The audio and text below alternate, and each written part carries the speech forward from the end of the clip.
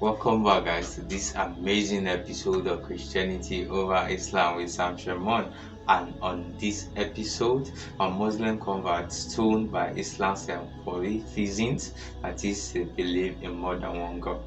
Let's find out this amazing truth in this video. And the other problem you have by attacking the Bible is that the Quran says Jesus confirmed the Old Testament that he was reading at his time, and that Muhammad confirmed the very Bible that the Jews and Christians are reading at his time, which are the very scriptures that contain these alleged contradictions. So that means the Muslims know more than Allah and Muhammad. So why are they Muslims? Now that you realize that you went to Islam and that Muslims are not Unitarians, you realize that now, right? Because you said you had a problem with the Trinity, which we'll address, I promise. We'll go into all the verses.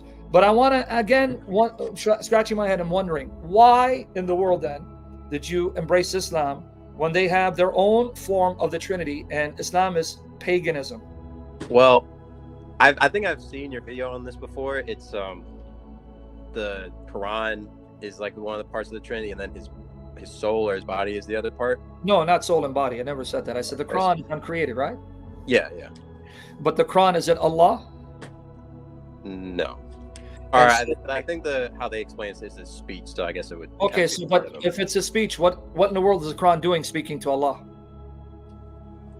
What do you You're mean? a Sunni Muslim. So you follow Sunni Islam, and the hadith say that the Quran will come, and the chapters of the Quran will come, arguing and interceding with Allah for those that recited it. So Allah speaking to himself? How I've heard that one explained is that it's like metaphorical, like it's not going to Who come told as you a it's person. metaphorical? I don't care what they say. Muhammad didn't say it's metaphorical. He said you will see the surahs, chapter 2 and 3, coming either as shades or clouds or two flocks of birds. So are they now improving Muhammad's speech and explaining what Muhammad did not say? Is that how they duped you? Muhammad says, you will see, they will come. They will come either as two shades or two clouds or two flocks of birds, and they will plead with Allah on behalf of those that recited it. He even says they're going to have a shape. That's not metaphorical. So you can see them visibly. So again, answer my question. I know they try to tap dance because they're dishonest, but I know you're not dishonest unless you're completely gone, and I pray you're not. There's still hope for you. If the Quran is a speech of Allah, what in the world is the Quran doing speaking to Allah? Is that Allah speaking to himself? I guess it would have to be then. I don't know. And you're okay with that because you had a problem with the Trinity, but you don't have a problem with that? I mean, I have questions about that now, yeah. Now, my other question is, okay, it's a speech of Allah, but the Quran is also a book. It's a kitab. It says, we sent down to you the book, the kitab. So the Quran is not just the speech, it also becomes a book in liberation, kitab. So did a part of Allah become a book? I don't know. Exactly, because these are things they don't tell you. Oh, Allah's one. Ahad, ahad, ahad. Yeah, I know. That's what they say, which is a lie from the pit of hell. What did they tell you about the Spirit? Who's the Spirit? No, I heard that from. I thought I heard that from you. I might be wrong, but I don't know. I thought I heard when you're. I saw a video of you discussing this, and I thought like the other third was the Spirit, but I never heard anything about that from the Muslims. If you ask sneakers, and if you ask Uthman Fibin, they'll tell you the Spirit is Angel Gabriel. That's what they'll tell you. Mm-hmm. So I'm going to challenge the Muslims because I've debated them. I've written responses to their arguments. I will take Protestant believer to the nearest mosque and make him take Shahada if they can show me that Gabriel. Okay, guys, one of the major reasons for this debate is to get clarity, is for you not to get misled by the teaching of these men. The thing is that you should be careful of the kind of lies they try to sell to you in a bit in order to convert you. Because if you dig deep, if you begin to ask them this question, you will notice that they will begin to get angry. The reason why they are angry is not because the question you are asking is not correct. It's because they don't have answer to this question you are trying to ask. That is the reason why they always get angry. And you can see that this guy now, he's beginning to get the clarity Shamoun is trying to, to sell to him here.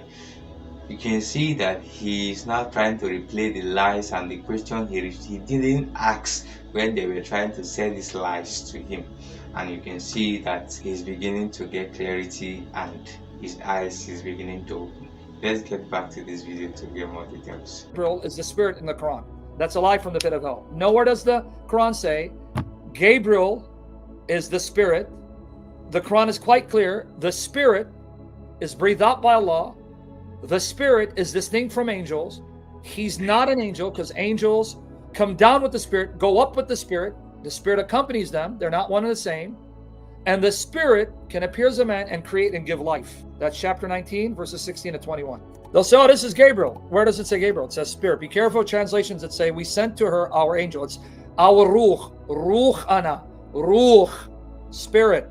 And make mention of Mary in the scripture when she had withdrawn from her people to a chamber looking east and had chosen seclusion from them. Then we sent unto her our Spirit. Ask any Arabic reader. What's the word here? It's ruch. Ruch means spirit. We sent to her our Spirit, and it assumed for her the likeness of a perfect man. So God's Spirit appears as a man. She said, lo, she didn't know it was a spirit. She thinks it's a man trying to do something. Lo, I seek refuge in the beneficent one from thee, if thou art God-fearing. Now look what he says. He said, I'm only a messenger of thy Lord, that I may bestow on thee, I may give you a faultless son. So he's saying, don't be afraid. I've come to give you a faultless son. In other words, he's going to cause Mary to conceive Jesus in her womb. She said, how can I have a son when no mortal hath touched me? Neither have I been unchaste. What do you mean? How am I going to have a child? He said, so it will be, thy Lord saith, it is easy for me, and it will be that we may make of him a revelation. We're going to make him a revelation for mankind, a mercy from us, and in his thing ordained. So again, if you missed it, I'm only a messenger of thy Lord, that I may give you, li'ahabba, I will give you a faultless son. So not only Jesus faultless, sinless, even according to Quran, even though it's not the real Jesus, it is the Spirit who's going to cause her to conceive. So the Spirit creates, and he appears as a man, and he can speak, and he's not Allah, but he's a creator and life giver. So how many creators you got, man? Well, you could say that he was granted that from God, right? You're only making my point. So Allah allowed the Spirit to create and give life. So he made him a partner with him. That's not helping your case. That shows that Allah took him as a partner. Well, I mean, you could like how, I guess, like how Moses split the sea. Like he didn't do that. No, right? Moses didn't create and give life. And the fact that he lifted the rod, that rod, by lifting it, was a sign that by lifting the rod, God would then split the Red Sea. That's why the rod was in his hand, because this was a sign. This is God's staff, and by it, he will rule and judge. And when he lifts it, that is a summons to God, who was there in the cloud, to split the Red Sea per the request of Moses. That's not the same thing. He comes and he gives her a son. In fact, 66:12 says that Allah blew that Spirit in her private part. Now, why did he enter her private part? Because that's how he got her pregnant. That's the point. I came to give you a son. So I'm going to enter your body and cause you to conceive. He's the one causing the conception without male sperm. That means he is creating and giving life that only Allah is able to do, so no one else. You can't show me someone else doing that. And the Spirit is coming out of Allah. It says we blew our Spirit. So he's blowing the Spirit out of him. It's coming out of him. So is there no evidence that the Holy Spirit is great Gabriel in the Quran None at all? whatsoever. None. But even then, if you say it's Gabriel, that means Allah blew Gabriel out of himself into Mary. That's even nastier. So what is Gabriel doing inside her? And if I go into the commentaries where they think it's Gabriel, because that's later tradition, that's not the Quran. So I said, I'll challenge anyone from the Quran, show me the Spirit is Gabriel. They can't. So you're not a Unitarian. Islam does not teach Unitarianism. Islam does not teach there's only one God. Islam teaches there's a multiplicity of gods, even though it says Allah is one. And the Spirit is not a creature. The Spirit is blown out of Allah, meaning that it comes out of Allah. It came out of Allah. Breathe. That means he's breathing it out of himself. Well, if it's coming out of Allah, then it's not created, because nothing in Allah is created. So the Spirit is uncreated, but the Spirit can appear as a man. The Spirit is subject to Allah and creates and gives life. Man, that sure sounds like the Quran has its own form of the Trinity, which is not the true Trinity, let alone all the other things I can show you. Okay, guys, so welcome back. Like I said earlier, the major essence of this debate is not to cause divergence, not to cause hate or whatsoever. It is to enlighten you, to equip you to make major and decisive decisions. And one of it is what Shamoun has said, that you cannot convert and become a Muslim ignorantly because you fail to ask the right questions and fail to, to say the right words and think right. You see, many gullible Christians are like these Muslim converts.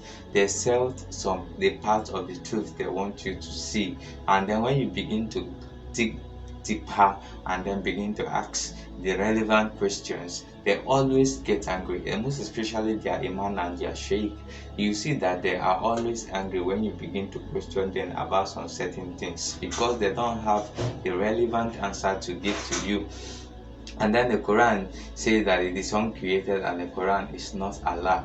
If the Quran is speech of Allah according to what this guy said, why is Allah speaking to himself? Because we got to find out that in the Quran, all the chapters of the Quran will be given life and they will appear before Allah on the judgment day to speak on behalf of the Muslims that have quoted or recited these chapters of the Quran.